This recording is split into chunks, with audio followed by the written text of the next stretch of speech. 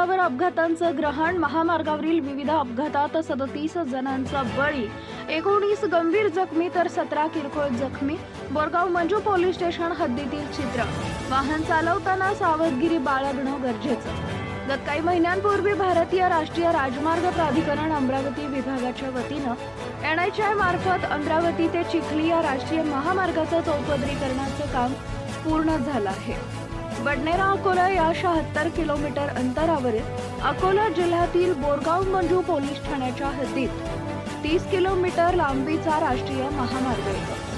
मावळत्या वर्षात अपघाताची मालिका पाहता आजपर्यंत विविध ठिकाणी वाहनांच्या अपघातात 37 जणांचा बळी गेलाय तर 19 गंभीर जखमी, 17 किरकोळ जखमी झाल्याचं चित्र आहे. दरम्यान वाहन चालवताना सावधगिरी बाळगणं गरजेचं आहे.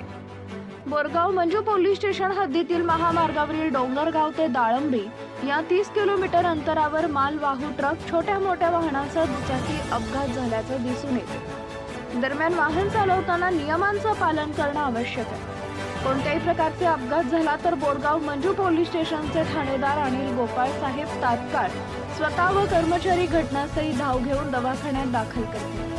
त्याबद्दल ठाणेदार अनिल गोपाळ साहेबांचे बोरगाव मंजू पोलीस स्टेशन हद्दीतील कर्तव्यदक्ष ठाणेदाराशी चर्चा होतीये.